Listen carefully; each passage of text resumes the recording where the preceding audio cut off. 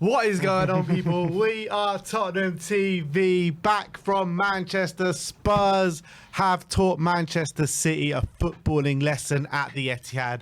They say it couldn't be done. They say Man City couldn't lose at home. They say that you can't go to Man City and play attacking football and not get eaten alive. They say you got to go there and play park the bus football. But guess what, people? We did it our way. We did it the Ange Postecoglou way. We went to the Etihad. We played attacking football and we played them off the park, people. 4-0.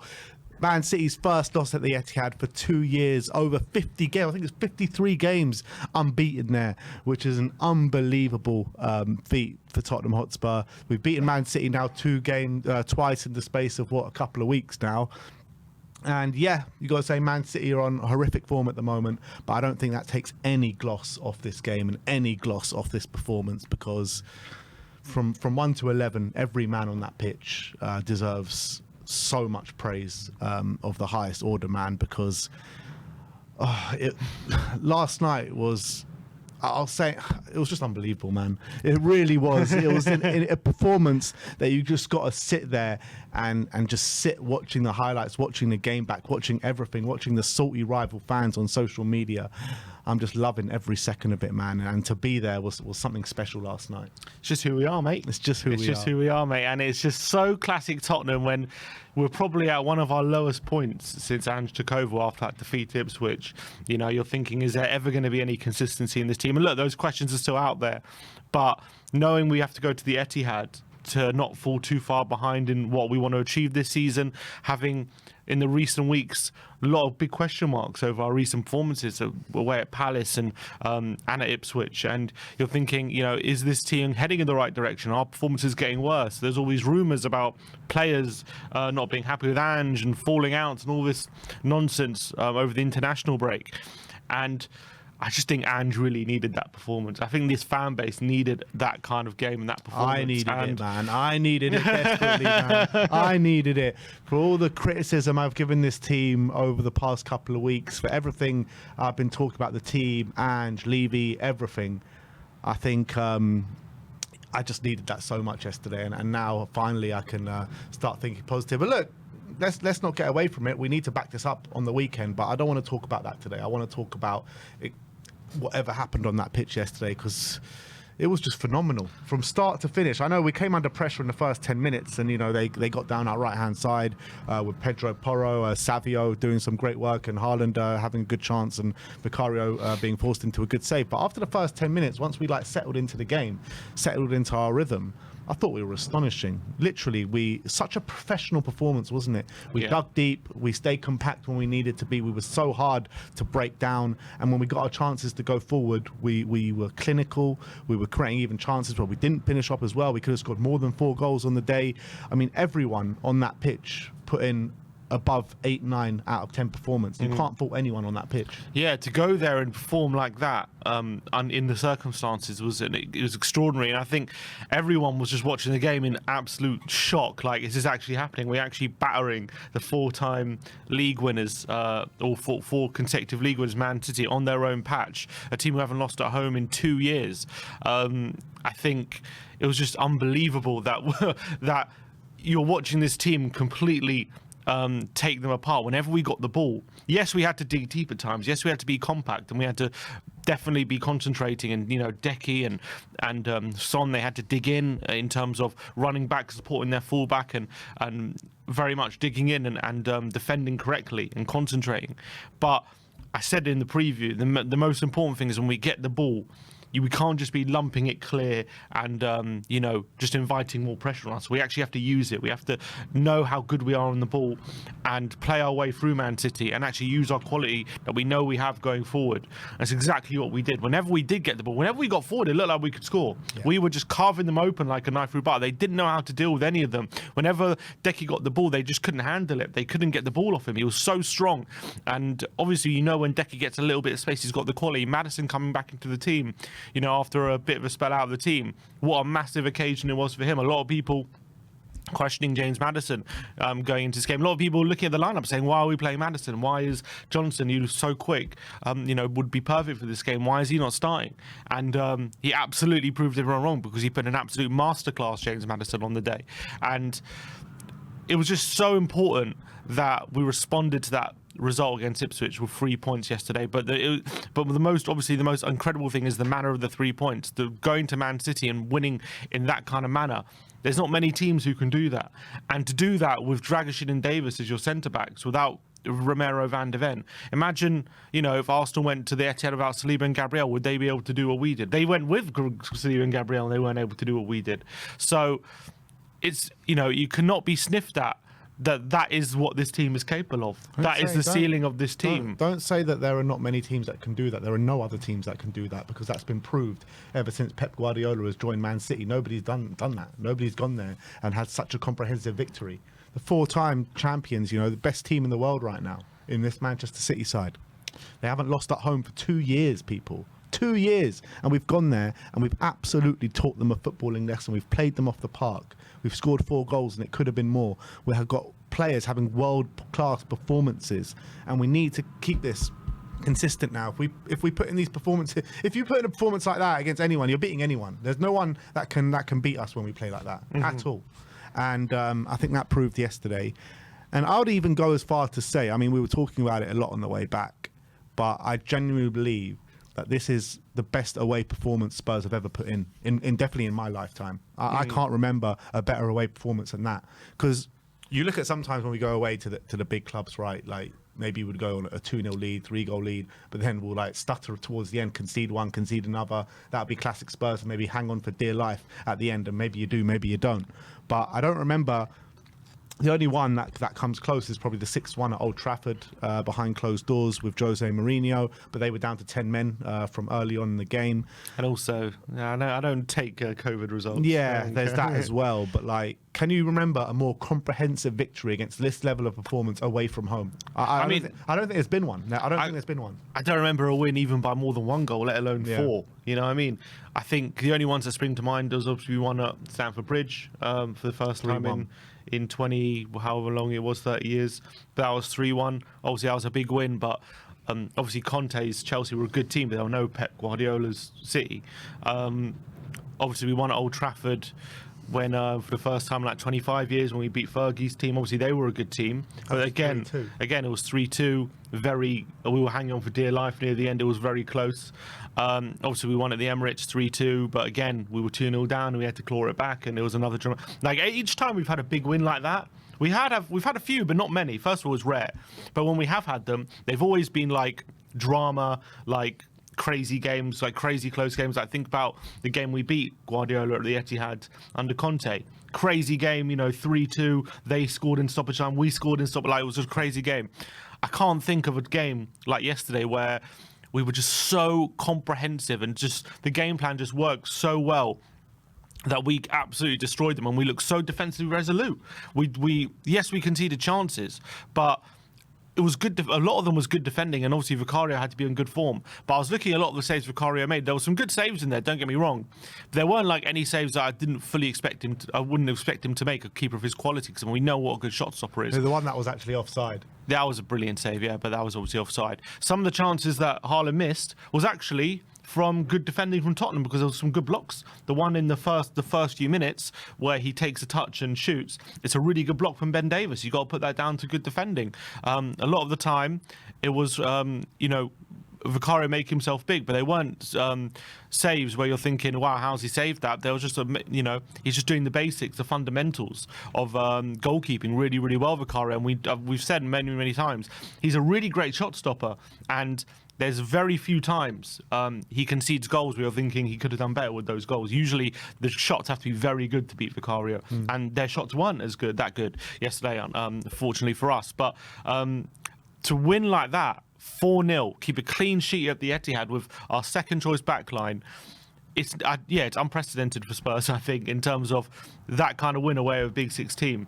I think, in our lifetime for sure, I think it's the first time it's ever happened. Really and it's an incredible, and the fact that it happened probably our best ever Premier League win has happened, just a couple of weeks after one of our worst ever Premier League wins. Losses, yeah. sorry.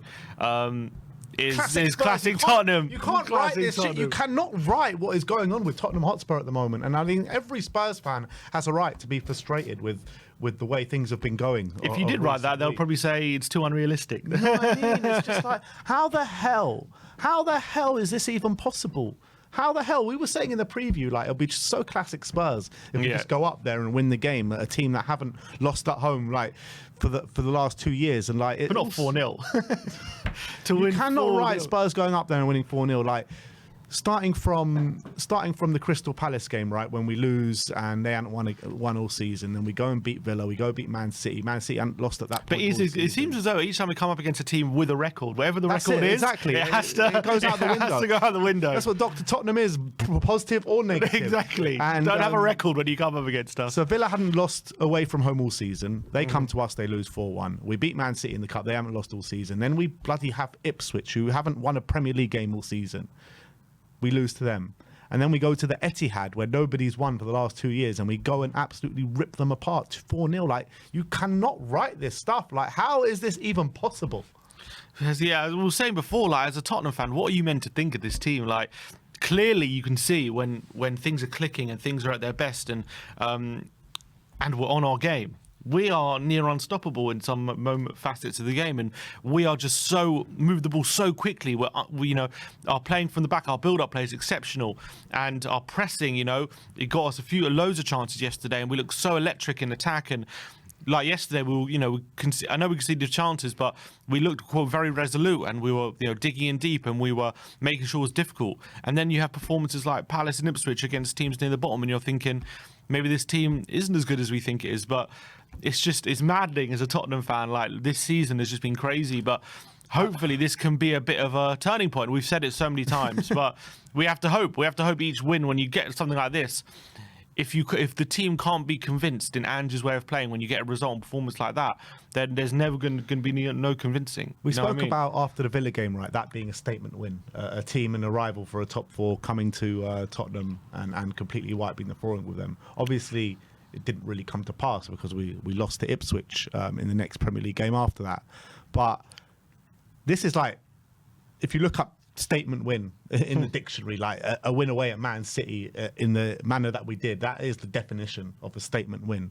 But the reality is it won't mean much if we don't back it up over the next couple of weeks with all these games. I mean, Vicario apparently picking up an injury, a doggy picking up an injury as well in this game, which is worrying moving forward into the next couple of games. But just this as an isolated game, forgetting everything that's gone prior to this game with the Ipswich and the Palace game and the Brighton and everything like that, that is a statement win. That was the biggest statement win I've seen under Ange Postecoglou, that's for sure. Yeah. And it's just madness how you can go from Ange's worst game as a Spurs manager to Ange's best game in the Spurs manager in the space of 2 weeks with an international break in between. Yeah. I just don't understand it. We were saying before, like, even when you take that brilliant Pochettino side, which we had, and that was even in an era where the good teams weren't as good as they are now. Yeah. And obviously the team that we had then was probably better than we have right now as well. And yet we never had a result like we did yesterday. Even in that era, which was, we were a very good team and we should have won the league and we were one of the best teams in the league. Yeah, we did maybe get some good results away from home, but never a massive win like that.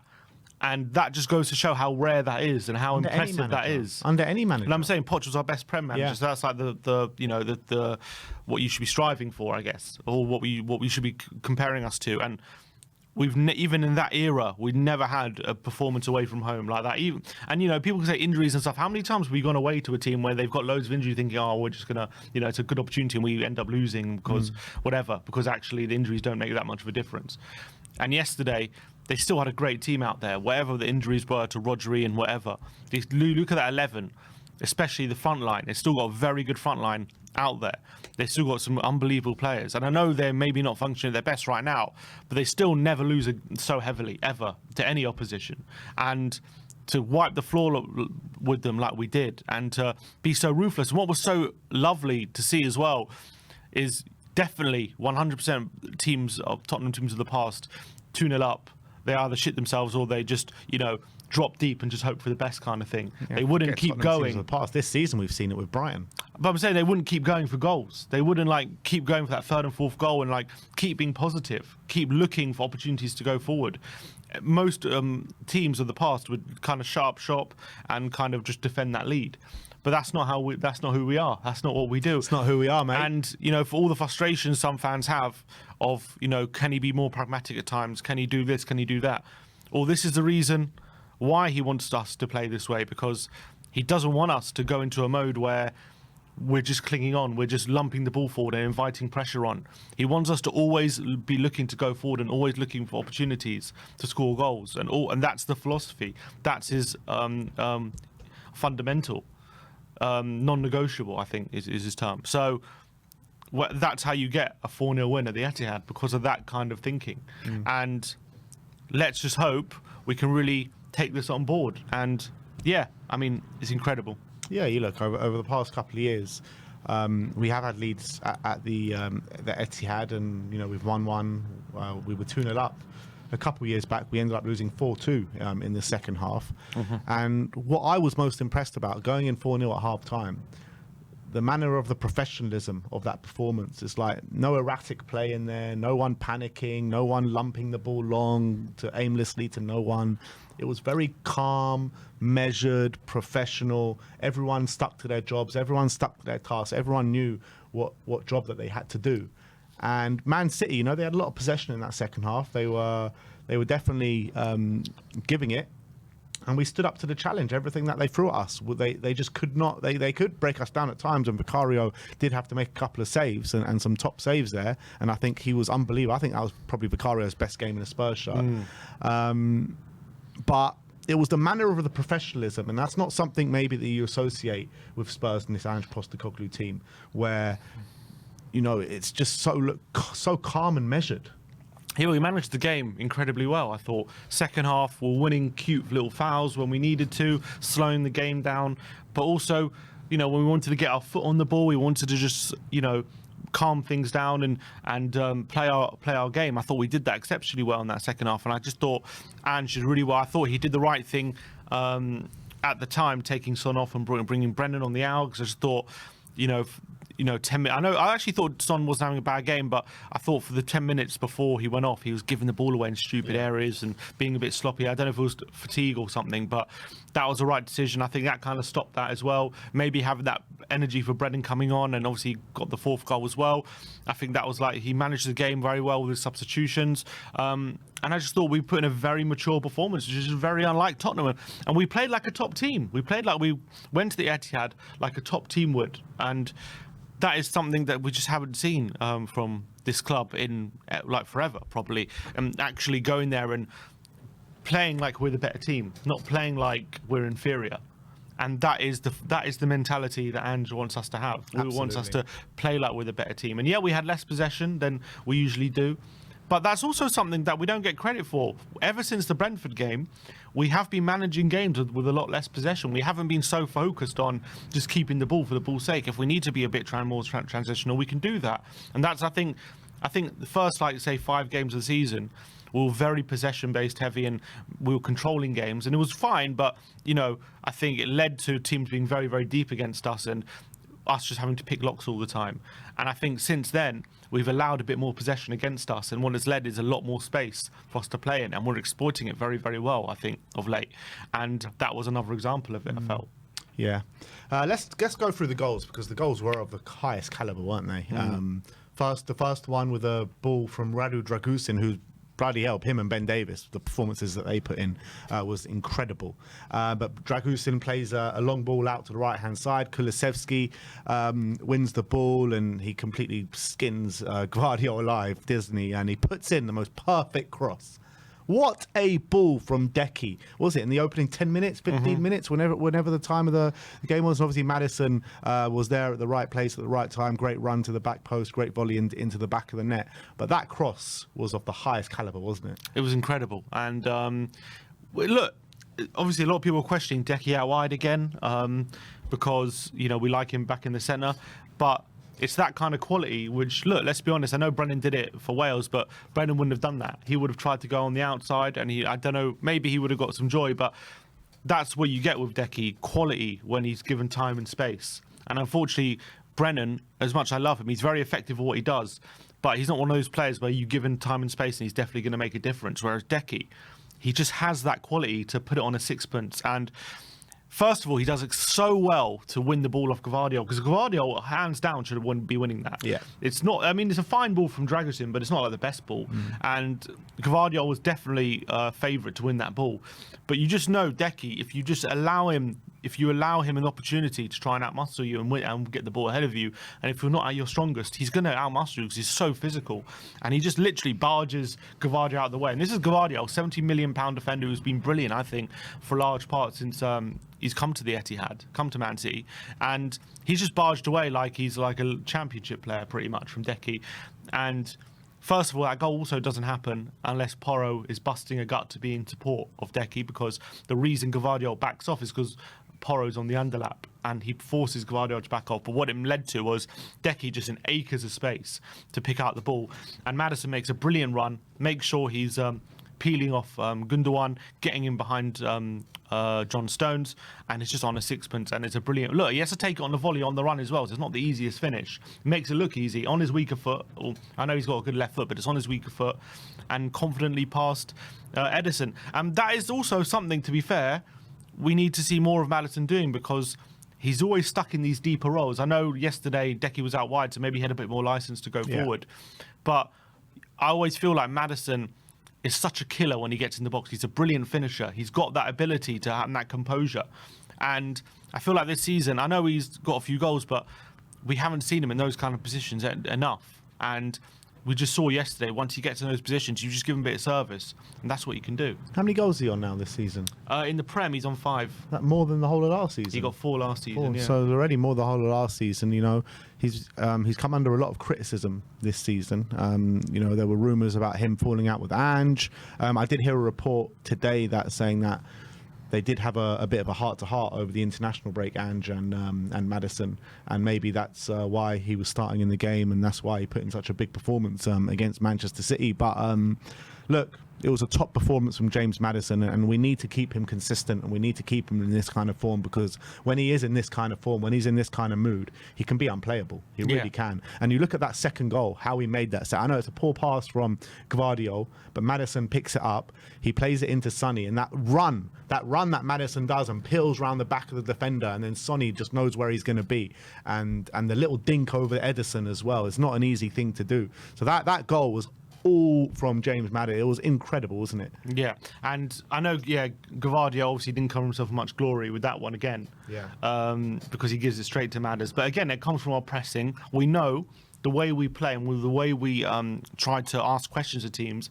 We basically ask them, they need to be pretty perfect when they're playing out the back, because we're such an intense pressing team. We're always, if you make a mistake, we are there to pounce. And I think earlier in the season, this was something of a frustration for Ange, because we were winning the ball in such good positions. We weren't doing enough with it. And when you're putting all that effort into winning the ball high up the pitch and getting in good positions, like in the North London derby, how many times we won the ball back in really good positions in and around the penalty area, and we weren't killer, we weren't clinical. And that's exactly the type of thing Ange wants to be seeing. Winning the ball quick, be decisive, don't think too much about it, just get the ball into feet, use your instincts, and get in on goal. And I thought Madison and Son linked up unbelievably. And what I love about that goal is, obviously, we won the ball back hard at the pitch. Madison plays into Son, but it's brilliant movement from Madison. So good. I think a lot of players in that position, a lot of players would pass the ball off to Son and then just wait for Son to shoot or something, and not be on the move, not always thinking about where can I go, where can I receive the ball back. And that movement makes the goal. As much as it's an unbelievable, by the way, through ball from Son, it's actually, if you watch it back, there's not a lot of space he's got to slide it through to Madison. It's actually it's really intricate, and he does it on his blind side as well. So he's kind of had to use his peripheral vision, and he's got to be aware of Madison's movement, all in within a split second. And there's literally a tiny gap to play into, but if Madison's not always on the movement, if he's not running in behind Son, and as well, that first touch from Madison to kill it dead just in front of Edison and get it perfectly into his path, and then have the composure and the quality to dink it over Edison from such a tight angle. Not many players would pull off that dink. It's so hard to pull off. Obviously, he did it against Brentford, a dink, not so long ago, but this was such a tight space, and that was obviously, when you think about it, probably the best route to goal, because Edison was covering a big area, and if he tries to slide it past him, it probably gets saved, or the defender probably blocks off the line. But to dink it into the near post like that, over the onrushing Edison, was just a pure genius moment from Madison. And within, 20 minutes, he had already shown why he was back in the team, and what a way to silence a lot of your critics. 100%. I can't be happier for James Madison. Can't be happier for the team. Obviously, we go in half-time 2-0, and 2-0 at half-time, I don't think there was probably a Spurs fan in the away end that felt comfortable with a 2-0 lead at the Etihad. I didn't feel comfortable. I mean, you turned around to me in the game saying, at what point can we feel comfortable? And I said 97th minute. And we need another goal on top of that as well, and that was at 3-0. So half-time, blah, blah, blah comes. They make a sub. I think Stones goes off for Nathan Ake. Did he? I didn't even notice that. Yeah, Is that what happened? Yeah, half-time. I didn't even know that. That's the first I'm hearing of it. I did not know that. Yeah, that's what happened. Wow. I was just too euphoric, should we say. Maybe too drunk as well. That's one way of putting it. Euphoric's one word for it. But we get the goal. We get the goal in the first 10 minutes of the second half. And I thought this goal probably picked a lot out of the goals that we scored. Dejan Kulusevski Deki. What he did for this goal, man. What he did for this goal. He destroyed the whole of the Manchester City team. He really did. He picks up the ball like deep into our territory, deep into our half. He's got 3 or 4 men around him. No problem. He takes it round all of them, one by one. He plays it to Sonny, carries on his run, and then Sonny plays a lovely ball through the channels to Deki, and Deki has the freedom of the park at that point. And then I think he finds Dom Solanke. Solanke checks it back to Pedro Porro, and Pedro Porro, we know he has the quality to put those in the back of the net. I mean, that goal was of the highest quality, wasn't it? Yeah, Deki, it was. I mean, it's obviously no surprise that obviously moment came, him in the centre, which obviously we know he loves being in that area, and he picks up the ball. I think Dragoshin, maybe got an interception, or one Dragoshin or Davis gets an interception. And again, Deki's on a few of those occasions is probably second best, second favourite to win the ball on a couple of those occasions, but nutmegs Gundogan, then had a little quick feat to get past Rico Lewis, a brilliant 1-2 with Sonny. I think a lot of players would get that ball out to Son and then not think to just attack the space, but he's such a powerful runner. As soon as he goes to attack that space, it's so hard to stop him, because if you get close to him, he can just breeze past you, because he's got such amazing upper body strength. He's so strong, and he can just get beyond. He can get beyond you if you get near him. He can just shove you off, and that's exactly what he did. He attacks that space ruthlessly. But what I love about that moment as well is I think a lot of players in that moment where he attacks that space, he picks up the ball. I think a lot of players would panic in that moment. Either try get to the byline, like you try and use your pace, or maybe go for goal or play it backwards, because there's a lot of players there. But what he did was he just waited, and he just waited for the perfect moment there where Solanke peels off Ake. I think it's Ake at the back post, or it might be Akanji, but he peels off the defender. And as soon as he sees the defender, he's got away from the defender, then he plays the pass in behind. Then Solanke's in. Obviously, the pass is maybe a bit too far wide, but it doesn't matter, because Solanke picks up the ball. And what I love about Porro's run is this is why Ange wants these players in those positions for those moments. And when we're on the attack like that and we've got space, because everyone's saying, oh, do we play the fullbacks too offensive? Are they always getting forward? Or why are they inverted? Why are they in all these positions? It's for moments like that where we've got the opposition on the ropes, and he's completely free. There's literally no one near him. That's because he's been told always to be getting in these positions. And someone like Porro, if he's got a chance to shoot from that kind of area, he can be clinical and right into the corner. Unbelievable finish, but brilliant awareness from Solanke. And maybe, I don't know if it was in his head at this moment, but obviously the last minute against Ipswich, similar position, and he went for a shot. And in hindsight, obviously the pullback to Son was there, and maybe he was thinking. I don't know if he was thinking it, but he definitely did. In this moment, he got the foot on the ball and just easily played it back to Porro. No panic, had composure, saw Porro there, And it was in the end, it was a simple goal from that moment, but the whole move was just incredible. And Man City probably didn't know what hit them at that point because they couldn't stop Decky. Slanky continues to make that run, and then when you got a right back with the quality of Porro, it's just a brilliant goal. And I think when you look at it as well, like how many Spurs players on that pitch yesterday put in their best performances in Spurs colours? Because we always talk about Decky's performances at the Etihad.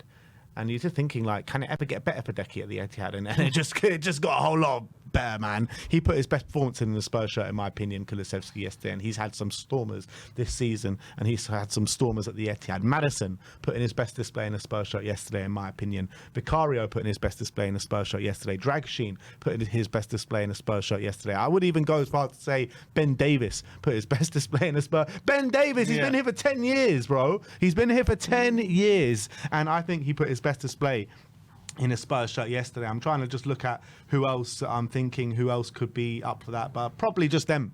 But what performances from an individual basis from these players? Yeah, and it was an unbelievable day. And even the subs, Werner comes on. I know Grealish again gives the ball away in a stupid position, but he comes on and breezes past Walker like he wasn't even there. Couldn't believe what I was seeing. He just went for it. He sent Walker to the old age home after that goal yesterday. Kyle Walker could not keep up with Timo, and he had so much space on him at the beginning, and Timo just goes whoop. Do you reckon that might be the moment people point out and be like, I think he might be done here, Walker? I think so. I think people were already kind of talking about it. Yeah, they were like inklings, like, I think maybe he's done, and now they're like... Because he's been burnt a few times this season. Yeah, but like Adama Traore, he can burn anyone, and then that's happened. Can he? Well, he's fast. He is fast, but he doesn't... I mean, I've never... Even other defenders, like... As I say with Timo, like he doesn't usually burn them like that. He usually just gets a bit of separation and a bit of space and then gets the ball across. But the way he just burnt past Walker, I know it was the last minute, so maybe, Timo's fresh legs made a big difference. But still, like, I've not seen Walker burn like that, like from someone like of Timo Werner's quality. I mean, look, and fair play to Timo because he laid a right on a plate for Johnson. That's the thing with Timo, because I think we know he has that in his locker. I think we know that he can burn any of his fullbacks that he comes across against. But it's what happens after those runs, because I think he can beat men, and I think he's shown that this season on a regularity how he can beat his man. But it's what he does after that. And he put the cross bang on the money for Brennan Johnson. And Brennan Johnson, he is like elite at those kind of runs to the back post. You just know if you put it in that area, Brennan's going to be there and he's going to put it in the back of the net. You don't even have to look. You just know Brennan's there. And brilliant ball from Timo, right on a plate for Brennan. And look, to be fair to Timo, the last few games I think he's played, I think he's been pretty good. Obviously, his City game he scored in the Cup. I thought when he came on against Ipswich, he made a bit of a difference and added a bit of impetus to us. Palace as well. Palace came on and did something. Yeah, Palace was probably better than any of our other attackers. And then in this game, scored against Man City. Yeah, I'm saying he scored against Man City and comes on and get an assist. So maybe he's starting to find his feet a bit now as well. That's what you're saying. You want to sign him?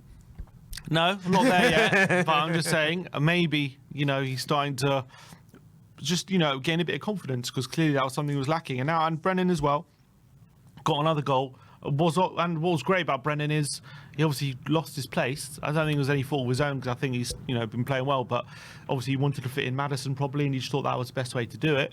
And Brennan comes on, doesn't sulk, gets his goal, and I think he hit the post just before that. It might have been offside, but I'm seeing in the stats they're still including it as a chance, so maybe it wasn't offside. I don't know, but he came on and again carried on, gets another goal. That he's now equaled his goal tally of last season as well, so he's set to improve on that this season. And the confidence is flowing through him with as well, and he came on and got his goal. So absolutely brilliant. Yeah. Let's talk about Ben Davis and Radu, because I thought both of them were man mountains yesterday. They're going to be opening.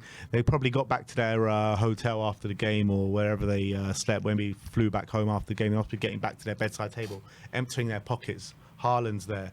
De Bruyne's there, Savio's there. All these players, man, none of them could breach the wall, which was Radu Dragusin and Ben Davis. And you know what really impressed me about these two? Not how strong they were defensively, because they were super strong defensively, but it was their ability on the ball. Particularly Ben Davis as well. I mean, his little dinks into the centre of the park to relieve pressure off us was just incredible yesterday. But both of them, I mean, Radu obviously started to move for the first goal. I think he nicked the ball back for the third goal as well. well. So, I mean, both of them had such a big impact on the game yesterday. It was incredible. And everyone was worried coming into this game. No Van der Ven, no Romero. Are they going to have a bit of problems getting back in the team after that performance? Yeah, it's interesting, isn't it? Because, like, yesterday they put in such brilliant performances. Obviously, on the ball, I thought there was so much more, Dragusin especially, so much more composed than he has been the last couple of games. I feel like the last couple of games he's just panicked whenever he gets the ball. He's not sure what to do with it. But on this occasion, much calmer. I thought he just played it simple. He didn't overcomplicate things. Yes, that long ball forward to Decky for the first goal. He did go long there, but for the majority of times, he just played it simple, didn't overcomplicate things, didn't think I need to be Romero, I'm going to try and play it through the lines or anything like that. Just played it to a free man, played it simple, allowed Davis to be the guy to be a bit more progressive with his passing, and I think it absolutely worked. And I think he looked so much calmer on the ball. He looked so much more assured when he did get it as well. He even had a moment where I saw him down the byline, even as a winger at one point, trying to run down the wing and support some of the attackers. But he had a lot of what I liked about Dragusin is it was something which I noted about him. I think it was the Arsenal game, and I thought he took it into this game as well. And maybe he's learning from Romero. Very, very brave off the ball in terms of, obviously, we know he's a good box defender. We know if there's crosses in the box and things like that, he can intercept it, he can clear it. But I thought when we were pressing them, he was on Haaland, even when it came into being on the halfway line or being inside the City half. He's making sure he's pressuring them. He's making sure he's making it difficult. He's pushing all the way up. And that takes bravery, because I think a lot of defenders in that situation will be worried, if Haaland spins me, there's all that space in behind, and he can get a run on me, and a lot of defenders will maybe drop back in that situation. But obviously, it's been coached into him by Ange, but he goes right into Haaland's back, and he makes sure he's being aggressive and not allowing Haaland, to get the ball down easily, and always looking for opportunities to nick the ball as well. And you need that bravery in this Ange system if it's going to work. And I thought he really, really showed that yesterday. Davis as well. Just as Madison calls him, Mr. Reliable, such an accomplished display.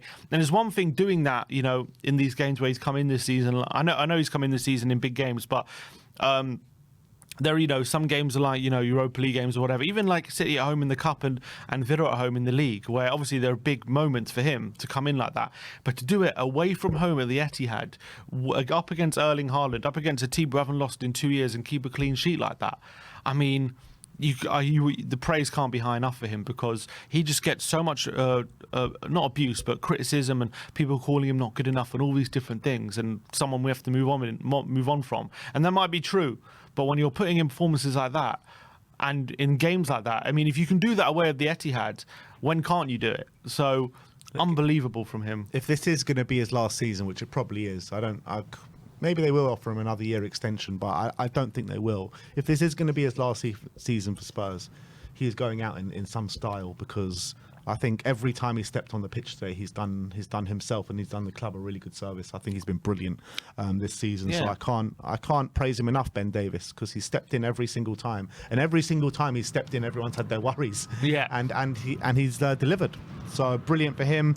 Vicario. That Vicario performance, it reminded me yesterday. You know how many times we've sat there at maybe the old White Hart Lane, where you get these teams coming towards us and you're just thinking, oh my God, we just cannot get it past this keeper. So frustrating. Save after save after save after save. And that's what I felt with Vicario. It's like nothing was getting past him. He just had that air of invincibility about him yesterday. And not only was it his save, but the crosses that he was coming and claiming on a regularity. I mean, he's had so much criticism come his way about his crosses. And I thought he was brilliant in all those aspects yesterday. Yeah, I thought he did such a good job really taking the pressure off the defence, with how many high claims he made and how many times he came out of his area and actually made himself strong, made himself big, and came and claimed crosses, and came and just. And those moments when we're under the cosh and City are looking to put crosses in and they're looking to really put us under pressure, I thought he did such a great job. And that was something maybe we haven't seen as much as from Vicario as we would like, and I thought he did it exceptionally well yesterday. And then you add on to the fact that he made some exceptional saves and some really good saves at crucial times as well. Obviously, he kept the game at 0-0, went with a really good save with his feet, and then it was at one point it looked like it was kind of him versus Haaland at one point in terms of like a one-on-one battle, and he came just coming out on top every single time. Just some really good saves at big moments to make sure that we kept that clean sheet and made sure that Man City didn't take advantage of some of the openings they had, because it might have been a different game if they did. But he's a brilliant shot stopper. We've said it so many times. He is so good when it comes to that area of the game. There are so few moments where things get past him where you feel like, that shouldn't have gone past him. And I think yesterday was a perfect example of that. Unless your finishing was perfect, you weren't going to score, essentially, and that's exactly what happened yesterday. Anything that he could get to, he did, and it was brilliant from him. Yeah. So let's just finish off the match review, just going through the stats via SofaScore. If you want to download the app, please use the QR code or the description below. I mean, to create a 2.51 XG at the Etihad, they did create a 2.14 and didn't get a goal, but that was due to how well Vicario actually played yesterday. Brilliant. 6 big chances created at the Etihad, and some teams can win by a big margin sometimes, and it's a bit fortuitous, but there was nothing fortuitous about the Tottenham win yesterday. It was fully deserved. We played them off the park, so they had to make 19 fouls on us yesterday, because that's how much they couldn't handle us. If you look at the shots, they did have 23 shots to our 9 shots. So we had 7 on target, they had 5, which showed how clinical we were. One woodwork hit for each of us. If you want to look at the average positions as well, this was Man City's average position. You look at Spurs, so we were, like we discussed in the preview, we were that a lot deeper than we usually are. We weren't as deep as we were in the cup game, though. No, not as deep. You can see that. We were a bit more of a mid block than a deep block. It was like kind of halfway through how we were at the Etihad last year to what we were in the cup game a few weeks ago. But what's interesting is the position of Decky, isn't it? Because usually, he likes his right winger, all the way to the right there, and on this occasion, Decky is quite a bit more central, isn't he? Yeah, and that's what I liked about the dynamic between Porro and Decky yesterday, because I felt Porro was overlapping quite a bit yesterday, and he was getting really wide on that pitch, and I thought that was a really good dynamic, and it allowed Decky to be really strong in those central areas where we know he can be and where he has been all season. Yeah, and also I definitely felt Basuma, which we didn't mention Basuma too much in the review. Well, I guess it's still the review, but the geezer gets a yellow card in 20 seconds. What a professional display! Unbelievable. And I thought, the whole game, you're thinking he's walking a tightrope, but he was still putting in those challenges. He was still covering space. He had a lot of difficult players to manage as well, and I thought he did exceptional. But as you can see in the average position, it was much more of a double pivot than it was like a lone 6. Yeah. Sarr and Basuma was kind of next to Basuma, and we needed that in this game to cover the ground that we were able to. But Sarr as well, so much running power, so much energy, and I think that midfield, which is what we spoke about in the preview, can we get that advantage in the midfield? Is that where we're going to really maybe exploit City? And exactly what happened, because that midfield, they couldn't handle it. No, they did not have the legs. I thought Gundogan was you couldn't handle it. He didn't have the athleticism to handle it. Who else they played in the middle? Rico Lewis, good technician, but again, physically, when it came to keeping up with Decky and Sarr and Madison, couldn't really do it. And then Bernardo Silva, obviously he's a guy who also non-stop running, but again, he's not really that defensively minded. So but we kind of like overloaded them in that area, didn't we? Because Solanke was dropping deep there, Kulusevski was coming in there, and then we also had Basuma and Sarr and Madison in there as well. So we completely overloaded them. Yeah, exactly. So I think that the midfield is really where we won the game, I think. Agreed. If we just look at a few average positions or heat maps from the players, I just want to bring up Porro, because this is what I was talking about before. Look how wide he is for the majority of the time. Obviously, he did venture into the central areas of the pitch, but I thought Porro, he did have a bit of a shaky first, like 5-10 minutes, but after that, I don't think anything really got down his side. I thought it was brilliant. There was at one moment as well, I think Savio spins him in the first 10 minutes. Yeah, in the first 10 minutes, and gets into the box. I think they create a chance for it, but Haaland creates a chance. And then apart from that, there was a number of times where he was one-on-one with Savio, and you're thinking, God, it's going to be difficult here. Savio's tricky. But he dealt with it. He dealt with it so well. He made sure he didn't get crosses into the box from those positions. That was something we actually, I think, clearly we've worked on, and clearly was something that we did really well. Apart from, they had one cutback to Haaland in the first 10 minutes, and after that they just couldn't get the cutbacks. They weren't able to get them. We were stopping them at source, and that was obviously been a big source of frustration for us this season. I thought we did a really good job yesterday, and Porro was a big part of that. Yeah. I mean, if you do look at the left-hand side with Sonny, he was very wide on the pitch. Yeah. If you look, it wasn't the same dynamic on the left-hand side as it was the right-hand side. I felt like Udogie was inverting a lot more than what Porro was. Yeah, for sure. And I want to talk about Sonny as well, because he won't. I think obviously the headlines will rightly go to Madison and Decky, but you think about big moments in the game. Sonny was very much involved with them. The assist for the second goal, brilliant. The flick for the third goal as well from Son. Is underrated as well, right into Decky's path. And he actually, if you actually look at that flick, there's two players, I think it's Walker and someone else, going right in for him, and he just flicks it in between them. And if we lose the ball in that moment, you know, City are back in the ascendancy. And as well, he had that shot in the first half, which did actually have to take fingertips from Edison. That might have been the best save of the game for all Vicario's work.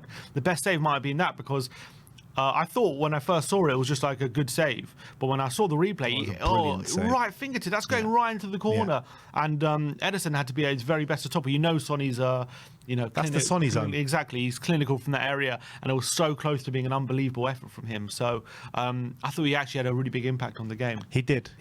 I thought Sonny was brilliant. He doesn't get enough credit for these kind of slight touches and through balls and very intricate play that he's been showing a lot this season. And obviously it was on the biggest stage at the Etihad in a 4-0 win, which I thought he was absolutely brilliant. There was no player that comes out of this game that you don't say that was brilliant, because every single player, even the substitutes that came on, all of them made a massive impact within the game, and I don't think we could have done it without them. So look, I think we'll leave the match review there. It was absolutely brilliant to be there yesterday as well. The atmosphere was incredible. Everyone that we speak to, and we were speaking to a lot of old school fans, a lot of new school fans that we were on a coach with yesterday on the way back, and everyone was saying the same thing, like they've never seen a better away performance than that. And that is people like going from the 70s, the 80s and all this kind of stuff. So that just shows you the magnitude of the win yesterday. Yeah, huge. I guess we'll go into some super chats before we go to player ratings. Yeah, definitely. But before we go into the super chats, a couple of updates. Liverpool have won by 3-2. Steve Cooper has been sacked as Leicester manager. And Manchester United and Ruben Amorim are 1-0 up here with a Marcus Rashford goal inside 2 minutes. We've got it on in the background. What a start for Amorim. Also, other news, Solomon apparently is on a hat-trick now. On a hat-trick? Yeah. Is he? Scored 2 goals? He's got a couple of goals for Leeds in the Championship. So looks like he's playing, maybe he's starting to find his feet there. All right, big up, Manor. A couple of super chats here. I've only got 2 here, but I think you might have more there. There's a few more but let me just go to these ones. Dark Sun G 21. Big up, Dark Sun G says Dom with 1 assist while Haaland has nothing. Dominic is better than Haaland. Again, another player we didn't talk about too much in the review, but what work he put in, and that assist will definitely be underrated. And again, it'll be a game where obviously he didn't score, and casuals or other fans who didn't watch the game or whatever, or doesn't watch Tottenham, will be like, you know, this is a striker, we not scoring enough goals. But when you see what he does for the team, if you just watch what he does, he's just so valuable. And when he plays like that, I don't care if he never scores again, because we're going to be better off for it, honestly. You know, another player we didn't even talk about is Pape Matar. Yeah, what a performance he put in. How many times does he just win the ball back and it like we can just bring on them, like the majority of our turnovers all down to him. Yeah, honestly, so much running. And again, we talked about them winning that midfield battle, and a lot of that was down to just Sar's pure ability to run the show. And I guess we'll talk about it in the player ratings, but yeah, he definitely deserves his flowers. Liz with the super chat. Big up to you, Liz. Thank you so much for the super chat. She says, huge Spurs fan from Chicago, Illinois, USA. Love this channel and listening to your commentary. Thank you very much, Liz. Big up, Liz. And thank you for the support. But do you want to go through those other ones? Yeah, there's a few more. Jimbo says... Big up, Jimbo. We was fantastic, gents. I was never in doubt. Tottenham till I die. Come on. Dark Sunji 21 says, I love how we gave 2 losses to City from their last 5. Yep, it started with us and it's still going because of us. Yeah, they got Liverpool next. Well, Liverpool made a hard go of it today. And Dark Sunji again says, we did what Gooners wanted to do, playing boring football, laughing my arse off. They were winning 2-1 with 10 men, just to lose 3 points in the end. Klopp couldn't win 4-0 too. You know what, like, doesn't that performance yesterday just make a mockery of how Arsenal's set up in these big games? 100%. Right. Exactly. Because we get told by all these Arsenal fans, oh, if you play expansive football, if you go to the Etihad and really try and play your stuff and open up a little bit, you're going to get eaten alive. You're going to get how about go and play football and take your chances, and you might have a chance.